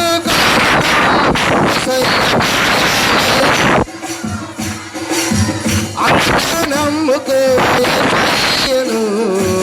పొందుకోని పాప పరిహారము.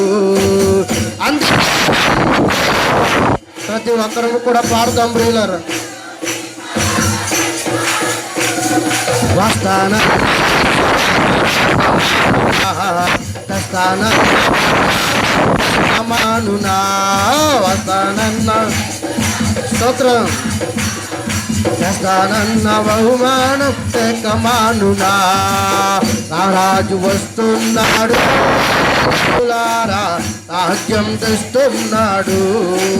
త్వరపడి వేగమే రండి, ప్రభుని చేడగరండి. పాటున పరమున ఉందో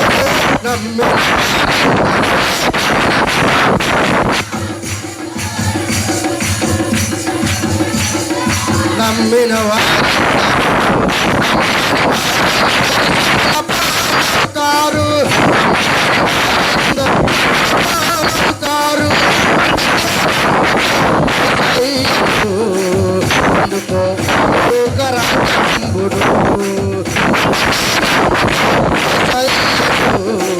పండుకో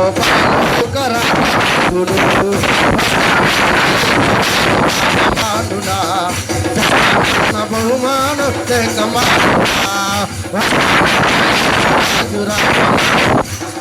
తెస్తానన్న బహుమానం గమానుడా రాజు వస్తున్నాడు, రాజ్యం తెస్తున్నాడు, త్వరపడి వేగమే రండి, ప్రభుని చేయండి.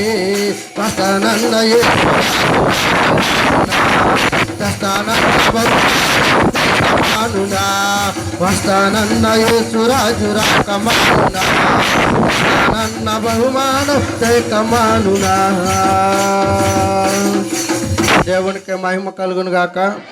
సకల ఆశీర్వచన స్తోత్రములకు కారణభూతుడ మమ్మల్ని కన్న తండ్రి, అయ్యా నీ నామంలో కడగబడిన తర్వాత కూడా మేము పాపం వైపు అడుగులు వేస్తుండగా నీ దయా దాక్షిణ్యాల వలన, నీ కనికరము వలన, నీ కృప వలన మేము ఇంకా బ్రతికింపబడి ఇప్పటికైనా నువ్వు మారు మనసు చెందాలని, ఇక మీదట పాపం జోలికి శాపం జోలికి మేము పోకుండా ఉండాలని అయ్యా మీరు నీ కుమారుడి రక్తాన్ని మా కొరకు చిందింపజేస్తే, ఇదిగోనైనా నీ కుమారుడి నిబంధనకు కూడా అనేకులైన నీ పిల్లలు విలువివ్వటం లేదయ్యా ప్రభు. అలాంటి మూర్ఖుల మనస్సులను మార్చండి దేవా. ఇదిగోని నీవు ఇచ్చిన సమయాన్ని నీ సన్నిధానంలో గడపాలని, నువ్వు ఇచ్చిన సమయంలో నిన్ను ఆరాధించాలని, మా ఆత్మీయ జీవితానికి సమాజ మందిరంలో మేలుకరమైన మాటలు వినబడతాయని వెళ్ళి ఆ ఆత్మ మాటలను మేము నేర్చుకొని మా సమస్త ప్రవర్తన, మా ఆలోచన చక్కదిద్దుకోవాలని పిల్లల హృదయాలను ప్రేరేపించండి. నమ్మకమైన పనివారిని, నమ్మకమైన విశ్వాసులను నీ సంఘానికి నడిపించమని అడుగుచున్నాను అయ్యా. ఇదిగో నేను పాపం చేస్తే కడబోర మ్రోగుతుంది, ఇదిగో నేను వస్తాను సిద్ధపాటు కలిగి ఉండను అని అన్నావు అయ్యా. ఇదిగో నేను కడబోర మ్రోగించాను, నీ వాక్యం అనే కడబోర ఎంతమంది విని సిద్ధపాటు కలిగి ఉండటానికి నిర్ణయించుకున్నారో నాకు తెలియదు ప్రభా. అలా నిర్ణయించుకున్న ప్రతి బిడ్డలోనూ వాక్యాన్ని స్థిరత్వం చేయండి. దుష్టుడు చెత్తుకుపోకుండా నీరు కట్టి ఫలింపు దయచేయమని అడుగుచున్నాను తండ్రి. ఇదిగోనైనా సమస్త బిడ్డలైన వారందరినీ నీ చేతులకు అప్పగిస్తుండగా, ఇదిగోనైనా ఈ పునరుద్ధాన దినపు కూడిక ప్రార్థన నీ పాద సన్నిధికి ధూపార్తి వలె చేరాలి. సాయంకాలపు నైవేద్యము వలె ఈ ప్రార్థన స్వీకరించమని అడుగుచున్నాను తండ్రి. నీ పిల్లలైన వారందరూ అనేకులు బలహీనులై ఉన్నారయ్యా. ఇదిగో ప్రతి బలహీనతల నడుమ, శోధనల నడుమ, ఇరుకుల నడుమ, ఇబ్బందుల నడుమ నీ పిల్లలైన వారిని అందరినీ ఆదరించమని అడుగుచున్నాను ప్రభా. ఇదిగోనైనా అనేక బలహీనులు, శారీరక రుగ్మతలు, శారీరక రోగాలు అయ్యా. ఇదిగోనైనా ప్రతి బలహీనత యేసునామంలో విడుదల కలిగించండి. ప్రతి శోధన నుండి యేసునామంలో విడుదల కలిగించమని అడుగుచున్నాను అయ్యా. నీ కుమారుడు దానియేలు గారిని నీ చేతులుగా అప్పగిస్తున్నాను తండ్రి. ఇదిగోనైనా బిడ్డ బలహీనుడై ఉన్నాడు తండ్రి. ఇదిగోనైనా నీ కుమారుని ముట్టండి, ఆ గుండెను ధైర్యపరచమని అడుగుచున్నాను. ఇదిగోనైనా పిరికితనము కలిగిన ఆత్మ కలిగిన వాడు నీ బిడ్డ ప్రభా. ఇదిగోనైనా ధైర్యపరిచి ఆత్మని నీ బిడ్డలో ప్రకాశింపనియండి. ఆ నరాలను ముట్టండి, కాళ్ళు నరాలు ముట్టండి, ఎముకలను ముట్టండి ప్రభా. లోపల అంతర్గత అవయవాలు శుద్ధీకరించమని అడుగుచున్నాను. కనికరము, కృపా కనికరము కలిగిన దేవా, నీ కుమార్యలకు నీ మహాకనికరాన్ని నుంచి మరలా వరానికి నీ బిడ్డను సన్నిధాన వర్తనలు చేయమని అడుగుచున్నానయ్యా. ఆదరించు ప్రభు, ఆదరించే దేవుడు. నిన్ను నమ్ముకున్న వారిని సిగ్గులు పరిచే దేవుడు కాదు అయ్యా. నీ కుమారుడు బలహీనత ఈ మధ్యాహ్న కాల సమయంలో నీ చేతులకు అప్పగిస్తుండగా నీ పరిశుద్ధాత్మ తాకిడి, నీ పరిశుద్ధాత్మ వెలుగుతో, నీ పరిశుద్ధాత్మ శక్తితో బిడ్డను శిరస్సు నుంచి చివరి పాదాల వరకు నీ పరిశుద్ధాగ్ని రగలించమని అడుగుచున్నాను. స్తోత్రము నాయన ప్రభువా. ఇదిగో ప్రభువా దేవా, నిన్ను అడగక నీ మేలును మేము పొందలేకుండా ఉన్నామేమో. అడుగుడి మీకు ఇవ్వబడును, తట్టుడి మీకు దొరుకుతుందని లేఖనాలు మాట్లాడుచున్నాయి ప్రభు. అడిగి నీ ప్రతిఫలాన్ని పొందుకోలేకున్నామేమో ప్రభు. అయ్యా దయాకరం నీ చేతులుగా అప్పగిస్తున్నాను. యవన కుమారుడు యవన కాలంలో ప్రభు నీ నామాన్ని గుర్తెరగడానికి సమర్థత బిడ్డకు అనుగ్రహించండి అయ్యా. పాదాలను ముట్టండి, ఆ ఎముకలను ముట్టండి, ఆ కీళ్లను సంధించమని అడుగుచున్నాను. లోపల ఇదిగోనైనా తక్కువగా నా పొటాషియం లెవెల్స్ని పెంచమని అడుగుచున్నానయ్యా. నీ బిడ్డకి ఇంకా మంచి శక్తిని, శీలమండలకు మంచి బలాన్ని ప్రోక్షించండి అయ్యా. మీరు చెప్పిన వైద్యాన్ని బట్టి బిడ్డకు ఇదిగోనైనా విడుదల కలిగించమని అడుగుచున్నాను. డాక్టర్లో మీరుండి మాట్లాడండి. తగిన జ్ఞానాన్ని బిడ్డకు వైద్యం అందించడానికి సహాయం అనుగ్రహించండి ప్రభా. ఇదిగోనైనా నీ బిడ్డ ద్వారా ఇదిగోనైనా ఆత్మలు రక్షించబడాలి. నీ బిడ్డ ద్వారా కుటుంబానికి రక్షణ భాగ్యం అందాలి. నీ కుమారుని నీ సన్నిధానంలో నిలబెట్టుకుంటానని ఇదిగోనైనా ప్రవచనాల్లో వాగ్దానం ఉందయ్యా. మరొకసారి వాగ్దానాన్ని జ్ఞాపకం చేస్తున్నాను ప్రభా. నీ వాగ్దానాన్ని నెరవేర్చు అయ్యా ఇదిగో నేను ఇంకా ఎందరో బలహీనులు ఉన్నారయ్యా. పుష్పలత గారిని నీ చేతులకు అప్పగిస్తున్నాను. బిడ్డను ఆదరించండి, కనికరించండి. నీ గాయపడిన హస్తంతో బిడ్డను ముట్టమని అడుగుచున్నాను. బిడ్డ తలంపులు మార్చండి, ఆలోచనలు మార్చండి ప్రభా. ఇదిగో మారు మనసు చెందించి మరలా పరుగులు వేయడానికి చీలమంటలకు, ఎముకలకు, నరాలకు, తుములకు బలాన్ని అనుగ్రహించమని అడుగుచున్నాను. ఎండిపోయిన ఎముకలను సహితము ప్రభు ఇదిగోనైనా శక్తిగా నిలబెట్టగలిగిన దేవా, నీ దగ్గర మరపెట్టుకుంటుండగా అయా బిడ్డను ఆదరించమని అడుగుతున్నాను. అయా వాణి చేతులకు అప్పగిస్తున్నాను ప్రభా. ఇదిగో వాణి విషయంలో మీరు చేసిన ఘనమైన ప్రార్థనను బట్టి మీకు వందనాలు. ఇంకా మరింత బలాన్ని అనుగ్రహించండి, మరింత శక్తిని అనుగ్రహించండి. ఇదిగో నాయన నీ జీవనాధారాన్ని, రక్తపు దారులు నీ బిడ్డలో ప్రవహింపచేయమని అడుగుతున్నాను. అయ్యా మేము శారీరక బలహీనత నుండి బయటపడితేనే నిన్ను ఉన్నతంగా ఆరాధించగలము కనుక ఇదిగో నీ బిడ్డను కూడా లేవనెత్తమని అడుగుతున్నాను. ఆదరించండి, కనికరించండి, కృప చూపించమని అడుగుతున్నాను. అయ్యా ఇదిగో నాయన సత్యనారాయణ గారు ప్రార్థించమని అడిగి ఉన్నారు. నీ బిడ్డ నీ చేతులు అప్పగిస్తుండగా ప్రభు ఆ బిడ్డకు కలిగిన సమస్త బలహీనతలు నడుము నుండి తీసివేయండి. బలాన్ని బిడ్డకు అనుగ్రహించండి, ఆలోచన అనుగ్రహించండి, తెలివిని అనుగ్రహించండి ప్రభా. ఇదిగోనైనా సమస్తమైన ఇదిగోనైనా బలహీనతల నుండి విడుదల కలిగించమని అడుగుచున్నాను. అయా నీ కుమారుడు యేసు గారిని నీ చేతులకు అప్పగిస్తున్నాను తండ్రి. ఇదిగోనైనా నీ కుమారుడు ఇదిగోనైనా నడుస్తూ నడుస్తూ పడిపోయాడని మాట్లాడుచున్నాను తండ్రి. ఇదిగోనైనా ఆ బిడ్డను ముట్టండి, ఆ బిడ్డకు మరింత శక్తినివ్వండి, ఆ బిడ్డకు మరింత బలాన్ని ప్రోక్షించమని అడుగుచున్నాను. అయా ఆ బిడ్డను మీ జీవజలధారలు ప్రవహింప చేయండి. అయ్యా నీకు మాత్రమే సాధ్యం. యెహోవాకు అసాధ్యమైనది ఉందని ఒకనాడు శాపం అడిగిన దేవా, నీకు అసాధ్యమైనది భూమి మీద ఏదీ లేదు. ఇది ప్రభువుకు సమస్తములు సాధ్యమైనయ్యా. నీ బిడ్డలను కనికరించి లేపమని అడుగుచున్నాను. ఆదరించండి, కనికరించండి, కృప చూపించండి అయ్యా ప్రభా. ఇదిగోనైనా కాగిత రామలక్ష్మి గారిని మీ చేతులకు అప్పగిస్తున్నాను. బిడ్డకు మరింత బలాన్ని, శక్తిని ప్రోక్షించండి అయ్యా. ఇదిగోనైనా సీతమ్మ గారిని, తల్లి గారిని మీ చేతులకు అప్పగిస్తున్నాను. వాళ్ళు ఎవరిని ముట్టండి, ఆరోగ్యాన్ని ఇవ్వండి, బలాన్ని ఇవ్వండి, శక్తిని ప్రసాదించండి. వాళ్ళు ఎవరికి ఉంటున్నా ఇదిగోనైనా ప్రతి విధమైన దోషాన్ని తీసివేయమని అడుగుచున్నాను ప్రభా. ఇదిగోనైనా మాకు తెలియక ఇంకెందరో బలహీనులు ఉన్నారు, బలపరిచి ఆదరించమని అడుగుచున్నాను అయ్యా. భూలక్ష్మి గారిని మీ చేతులకు అప్పగిస్తున్నాను. బిడ్డ నీ మీదే పరిపూర్ణంగా ఆధారపడి ఉన్నారు అయ్యా. బిడ్డను ఆదరించండి, కనికరించండి, కృప చూపించండి తండ్రి. బిడ్డ ఎలా ఘనమైన కార్యాన్ని చేయమని అడుగుచున్నాను ప్రభా. ఇదిగోనైనా దుర్గా నిన్ను ప్రభు ప్రార్థించమని అడిగి ఉంది అయ్యా. ఇదిగోనైనా నా బిడ్డకు నరనరాలకు జీవాన్ని పోయండి, లోపల ఆకలిని పెంచమని అడుగుచున్నానయ్యా తండ్రి. ఇదిగో నా పేగులను మీరు ముట్టండి, దర్శించమని అడుగుచున్నాను ప్రభా. ఇదిగో నా తల తిరుగుడు తగ్గించండి ప్రభా. ఇంకా బలాన్ని, శక్తిని బిడ్డకు ప్రోక్షించమని అడుగుచున్నాను. ఇదిగోనైనా అనాలోచనలు తీసివేయండి, మీ ఆలోచన విధానాన్ని బిడ్డలో ప్రవేశపెట్టండి అయ్యా. ఇదిగోనైనా నూతన ఉత్తేజాన్ని, నూతన జీవాన్ని బిడ్డలో ప్రవహింపచేయమని అడుగుచున్నాను. రజిత గారికి ఇచ్చిన సహోదరుడు బిడ్డ విషయంలో ప్రభా నువ్వు ఘనమైన కార్యాన్ని చేస్తానని మాట్లాడిన దేవుడు. ఇదిగో నేను అక్కడ చక్కటి వైద్యం అందడానికి నీ కృప చూపించండి. ఆ పేగులను ముట్టండి, ఆ లోపల ఉంటున్న ఇన్ఫెక్షన్ దూరపరచండి అయ్యా. ఇదిగోనైనా ప్రతి అవయవాన్ని మీరు తాకమని అడుగుచున్నాను తండ్రి. ఆ పేగులో ఉంటున్న దోషాన్ని తీసివేయండి, డాక్టర్కు తగిన ఆలోచన అనుగ్రహించండి అయ్యా ప్రభు. నీ బిడ్డను ఇదిగోనైనా మరలా ఇది ఆ గల్ఫ్ దేశం నుండి ఇక్కడికి వచ్చి నీ సన్నిధానంలో సాక్షిగా నిలబడటానికి నీ కృపా బిడ్డ మీద ఉంచమని అడుగుచున్నాను. నీవు తప్ప మాకు సహాయం చేసే దేవుడు వేరొక్కడ ఎవరూ లేరు ప్రభువా. సహాయకుడు నీవే ప్రభా. ఇదిగో మేక శ్రీని గారిని మీ చేతులకు అప్పగిస్తున్నాను. బిడ్డకున్న శరీర బలహీనతను దూరపరచండి ప్రభు. నీ జీవజలధారల బిడ్డలో ప్రవహింపచేయండి అయ్యా. బిడ్డలకు ఇదిగోనే నరాలకు, ఎముకలకు, సత్తువులు, కండరాలు, జీవాలకు ప్రభువా ఇదిగో నీ జీవజలధారలు బిడ్డలో ప్రవహింప చేయమని అడుగుచున్నాను తండ్రి. కృపా కనికరము కలిగిన దేవా, ఇదిగో ఆయన ఇంకా నన్ను ప్రార్థించమని అడిగిన అనేక బిడ్డలు ఉన్నారు. ఇదిగో ప్రభు ప్రతి విధమైన రోగాన్ని యేసు నామములో తీసివేయమని అడుగుచున్నాను. ఇదిగో నాయన రోగగ్రస్తులై ఉండి ఈ వారం సన్నిధానంలోనికి రాలేక నీ బిడ్డలు అనేకులు ప్రభువా ఇదిగోనైనా దూరంగా ఉన్నారు నీ సన్నిధానానికి. మరలా వారానికి నీ బిడ్డలందరినీ స్వస్థపరచండి. శీఘ్రమైన విడుదల యేసు నామంలో శీఘ్రమైన స్వస్థత బిడ్డలకు అనుగ్రహించమని అడుగుచున్నాను తండ్రి. సరోజిని గారిని మీ చేతులకు అప్పగిస్తున్నాను ప్రభా. ఇదిగో నన్ను నీ బిడ్డను తాకారు, నీ బిడ్డను ముట్టారు ప్రభా. ఇంకా బలాన్ని, ఇంకా శక్తిని బిడ్డకు ప్రోక్షించండి. ఇదిగో నాయన శిరసులో ఉన్న నరాలను, ఇదిగో మెల్ల నరాలను, ఎముకలను సమస్తాన్ని తాకమని అడుగుచున్నాను అయ్యా.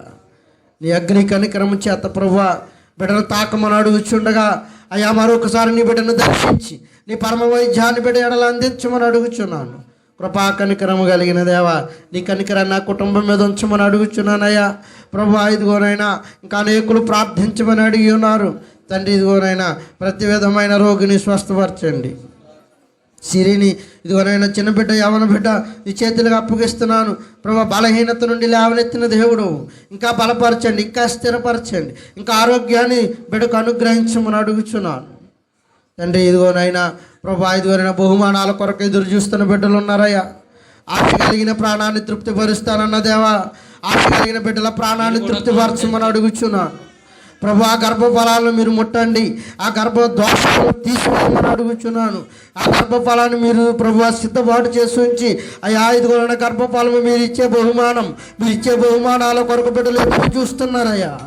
ఆ బిడ్డలకు మీరు ఇచ్చే బహుమానాలు ప్రభు ఇదిగో అనేకులు ఎదుట బిడ్డలు సాక్షులుగా నిలబెట్టండి.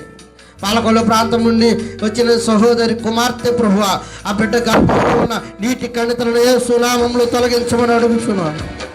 స్తోత్రము నాయన. ఆ బిడ్డల ఎడల ఘనమైన కార్యాన్ని చేయండి. నిందకు ప్రతిగా పూదండను ఇస్తానన్నావు, అవమానానికి ప్రతిగా ప్రభు నోటి నిండా నవ్విస్తానన్న దేవా. ఆ బిడ్డ గర్భాన్ని ముట్టండి ప్రభు. ఆ బిడ్డ గర్భంలో ఉన్న దోషాన్ని తీసివేయండి. ఇది భార్యాభర్తలిద్దరిని ఒకసారి జ్ఞాపకం చేసుకోండి. తన ప్రియులు నిద్రించుచుండగా వారికి ఇస్తానన్న మహానుభావుడు నీవు ప్రభా. నీ బిడ్డలు నిద్రపోతుండగా ఆ గర్భఫలాన్ని బిడ్డకు చేర్చి నా దేవుడు గొప్పవాడని ఆ బిడ్డ ద్వారా మీరు మహిమపరచబడండి. ఆ బిడ్డను నీకు సన్నిధానంలో సాక్షిగా నిలబెట్టండి. చిట్టి ఎంతకాలంగానో ఎదురు చూస్తుంది ప్రభువా నువ్వు ఇచ్చే బహుమానం కొరకు. అయ్యా నీ బిడ్డను ఆదరించు ప్రభువా, నీ బిడ్డను కనికరించయ్యా. బిడ్డలని అపారమైన కనికరాన్ని చూపించమని అడుగుచున్నాను ప్రభు. ఆలస్యమైన అద్భుత కార్యాలు చేసే దేవుడు నీవు, ఆలస్యమైన ఘనమైన కార్యాలు చేసే దేవా. ఆ బిడ్డ గర్భాన్ని కూడా పండించమని అడుగుతున్నాను. అవి ఆపరేషన్ చేసుకుని ఇదిగోనైనా బాలింతలు ఉన్నారు, బాలింతలను ఆశీర్వదించండి, దీవించండి. చిన్న బిడ్డలు చని పాలు తాగే బిడ్డలు ఉన్నారు, బిడ్డలను ఆశీర్వదించండి, దీవించండి. వైవాహిక జీవితాల కొరకు ఎదురు చూస్తున్న బిడ్డలు ఉన్నారయ్యా, వారికి చక్కటి వైవాహిక జీవితాన్ని సిద్ధపాటు చేయండి. సాటి అయిన సహాయాన్ని తన ఎముకను ఎక్కడైతే సిద్ధపాటు చేసి ఉంచారో ఆ ఎముకలను తీసుకొచ్చి బిడ్డలలో మరలా చేర్చమని అడుగుచున్నాను ప్రభువా. కుటుంబంలో కుటుంబ శోధనల నుండి గొట్టెక్కించండి, ఆర్థిక సమస్యల నుండి గొట్టెక్కించండి, ఇది అపవాది శోధనల నుండి గొట్టెక్కించమని అడుగుచున్నాను. శోధింపబడిన మీదట నీ బిడ్డలు సువర్ణముగా మార్చమని అడుగుచున్నానయ్యా. నేను ఆదరించే వారిని ప్రభువా, నీ చెంతకు వచ్చిన వారిని నువ్వు ఏమాత్రము త్రోసివేసే దేవుడవు కాదు, దేవుడవు కాదయ్యా ప్రభువా. నీ బిడ్డలను ఎలా ఏ స్థితిలో ఏ సమయంలో ఏ స్థితిలో ఉంచాలో సమస్తము ఎరిగిన దేవా. ఇదిగో నీ బిడ్డలు ఎడల ఘనమైన కార్యాలు చేయమని అడుగుతున్నాను. బడుగు శ్రీను గారిని మీ చేతులకు అప్పగిస్తున్నాను.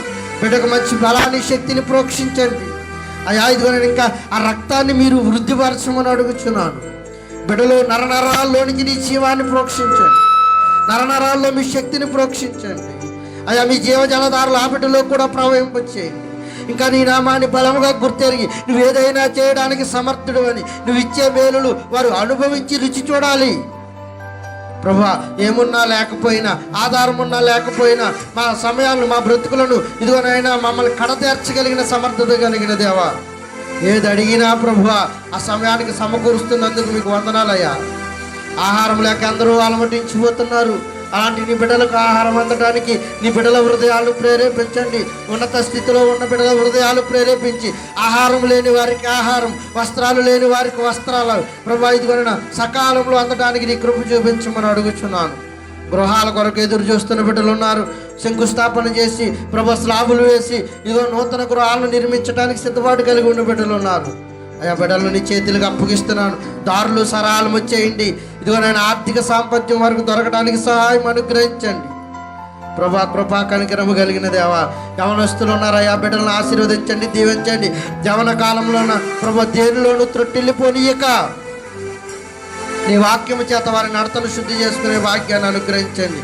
చిన్న బిడ్డలు ఉన్నారు ప్రభా, చదువులో సహాయం ఉంచండి.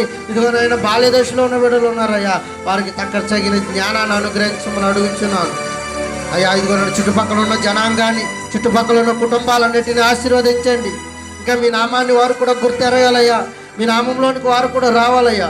వారి కుటుంబంలో ఉన్న శోధనలు తొలగించమని అడుగుచున్నాను అయ్యా. కృపా కనికరము కలిగిన దేవా, నీ బిడ్డలు ఇదిగోనైనా ఆయా వృత్తులు, ఆయా వ్యాపారాలు, ఇదిగోనైనా ఉద్యోగాలు చేసుకుంటున్న బిడ్డలు ఉద్యోగాలను ఆశీర్వదించండి. వ్యాపారాలు చేసుకుంటున్న బిడ్డల వ్యాపారాలను ఆశీర్వదించండి.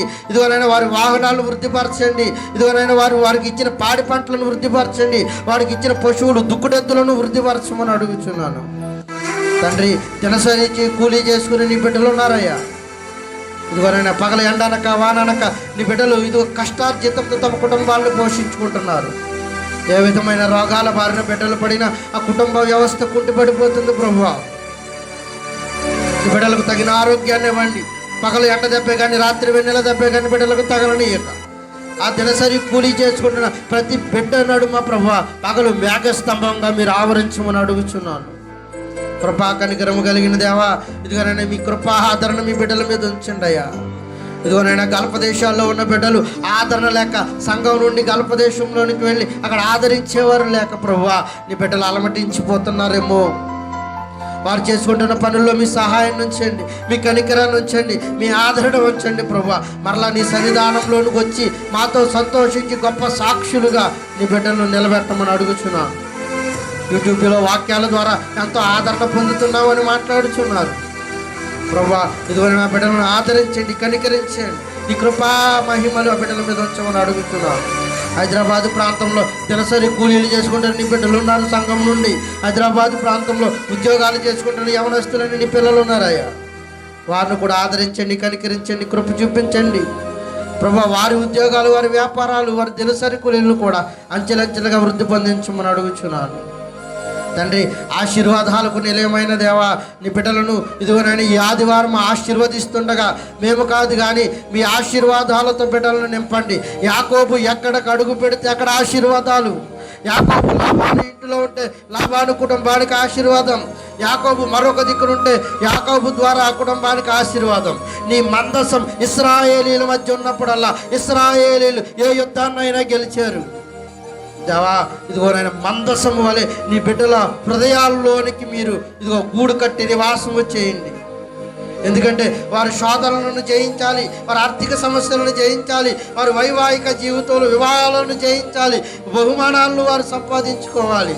అలా సంపాదించాలంటే మందసము వలె నీ బిడ్డలను ఆవరించమని అడుగుతున్నాను తండ్రి. ఇదిగోనైనా నన్ను ఇంకా ఎందరో ప్రార్థించమని అడిగి ఉన్నారు. దూర ప్రాంతాల నుండి ప్రార్థించడానికి వస్తున్న బిడ్డలు ఇదిగో వారి కుటుంబాలు ఏ అవసరత కృత నేను అడగక మునిపే సమస్తం ఎరిగిన వాడు.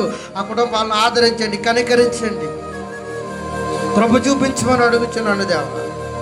ఇంకా అనేకులు ప్రార్థించమన్నారు అయ్యా. ఇదిగోనైనా ప్రతి బిడ్డను పేరు పేరున వరుసన జ్ఞాపకం చేసుకొని ప్రతి బిడ్డకు ఇదిగోనైనా అనారోగ్య పరిస్థితి నుండి లేవనెత్తి కాపాడి రక్షించి ఇదిగో నా దేవుడు ఉన్నతమైన వాడని, నా దేవుడు మమ్మల్ని రక్షిస్తాడని ప్రతి బిడ్డ నీ నామాన్ని రుచి ఎరగాలి అయ్యా. ఇదిగోన ప్రతి బిడ్డను ఆశీర్వదించి దీవించి బలపరిచి మరలా వరానికి నీ సన్నిధాన వర్తనలు చేస్తారని ఆశపడుతూ ఆకాశమందు నీవు తప్ప నాకెవరున్నారు నా ప్రభు.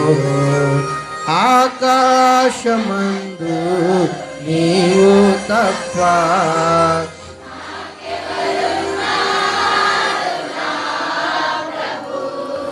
స్తుతి పాత్రుడా, స్తోత్రారుడా, స్తుతులందుకో. స్తుతి పాత్రుడా, నా శత్రువులు నన్ను తరుముచుండగా నాయాత్మనాలో కృంగినే ప్రభు. ప్రభువా, శత్రు సమూహంగా అపవాది శోధనలు, ఇరుకులు, ఇబ్బందులు మమ్మల్ని వెంటాడుతున్నాయి ప్రభువా. నువ్వు ఆదరించమని అడుగుచున్నాను. నా మనసు నీ వైపు త్రిప్పిన వెంటనే, నా మనసు నీ వైపు. ప్రతి ఒక్కరు కూడా మీ హృదయాలు ఆయన వైపు తిప్పేవారిగా ఉండం. శత్రువుల చేతి నుండి కాపాడినావు, రక్షించినావు. స్తుతి పాత్రుడా, స్తోత్రార్హుడా. ఆకాశం వైపు తలెత్తడానికి కూడా సుంకరికి ఇదిగో ధైర్యము చాలక ఆకాశం వైపు తన 2 చేతులు ఎత్తి ప్రార్థించాడు. అటు రీతిగా ప్రార్థించండి ప్రియులరా. ఆకాశం వైపు చేతులు ఎత్తడానికి కూడా ఆయనకు ధైర్యం సరిపోవటం లేదు. నేను పాపిని ప్రభువా అని ఒప్పుకునేవారిగా ఉందాం. ఒప్పుకోలు ప్రార్థన చేద్దాం. అయ్యా మేము ఘోర పాపులము ప్రభువా, చూపందును, నడకందును, ఆలోచనందును ప్రభువా, ఇదిగోనైనా నీ నామంలో కడగబడి కూడా తప్పిపోతున్నామయ్యా. స్తోత్రము ప్రభు. ఆదరించు ప్రభువా, శుద్ధీకరించమని అడుగుచున్నానయ్యా. నీ దయా నీ కృప మహాకనికరాన్ని బట్టి 2వ మరణం నుండి మమ్మల్ని తప్పించమని అడుగుచున్నాం ప్రభువా. నీవు తప్ప మమ్మల్ని కాపాడే నాదుడు ఎవరూ లేరు అయ్యా. ఆకాశం వైపు తలెత్తడానికి కూడా మాకు ధైర్యం సరిపోదు. ఎందుకంటే అక్కడ తేజస్సు కలిగిన నీ మహిమతో నీవు ఉన్నావయ్యా. నీ వైపు పాపులమైన మేము చూడలేం ప్రభువా. తండ్రి ఇదిగో నాయన ఆదరించి కనికరించమని నీ బిడ్డలు చేసిన ఈ మధ్యాహ్నకులు ప్రార్థన సాయంకాలపు నైవేద్యము వలె నిన్ను చేరాలి. ప్రతి గృహానికి విడుదల, ప్రతి గృహానికి ఆశీర్వాదం, ప్రతి గృహానికి నీ మహిమ, నీ రక్షక వలయంలో బిడ్డల కుటుంబాలన్నిటినీ కట్టి ఆదరించి అగ్ని వలయము చేత నిలబెట్టమని ఇదిగో నాయన మమ్మలను, మా రక్త సంబంధికులను, మా సంఘ బిడ్డలైన వారందరినీ మీ పాదాల చెంత పెడుతూ మీరు ఎక్కల చాటుకు చేరుస్తూ కాపాడి భద్రపరిచి రక్షించమని కొద్ది ప్రార్థన నాథుడైన యేసు వారి నామంలో అడిగి వేడుకొని ప్రార్థిస్తున్నారు మా పరమ తండ్రి. ఆమేన్, ఆమేన్, ఆమేన్. అందరికీ వందనాలండి.